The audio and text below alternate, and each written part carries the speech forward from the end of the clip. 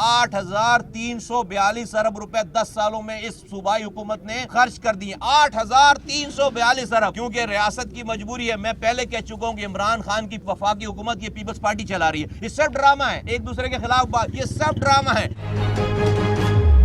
वो इनको सपोर्ट कर रहे हैं। फेडरल गवर्नमेंट ने इनको यहाँ पर खुली लूट मार के लिए छोड़ रखा है पीपल्स पार्टी को, और इन्होंने उसको जो है वो छोड़ रखा है वफाकी हुकूमत को। ये आज रिजाइन करें, हुकूमत 1 घंटे में गिर जाएगी। नहीं छोड़ते, क्योंकि अपनी यहाँ पर हुकूमत है। ये सारा ड्रामा है, पाकिस्तान के लोगों की आंखों में धूल झोंका जा रहा है। ये सब नूरा कुश्ती है। पीपल्स पार्टी पीटीआई की हुकूमत चला रही है, पीटीआई की हुकूमत पीपल्स पार्टी की हुकूमत चला रही है। अवाम का बेड़ा गर्क हो रहा है। अवाम से मैं कहता हूं कि इनके नारों से बाहर निकलो। तुम अपने बच्चों को कब्रों में उतारते चले जा रहे हो, अपनी आइंदा नस्लों को महकूम पैदा कर रहे हो। तुम पर अल्लाह का अजाब नाजिल होगा। ऐ लोगो, तुम पर अल्लाह का अजाब नाजिल होगा अगर तुमने इनको नहीं छोड़ा। ये जालिम वो नहीं है जो तुम पर हुक्मरानी कर रहे हैं और जुल्म कर रहे हैं। जालिम तुम हो कि तुम खामोशी से इस मजालिम को सह रहे हो। जो खामोशी से इन मजालिम को सहेगा वो जालिम का साथी है और रहेगा।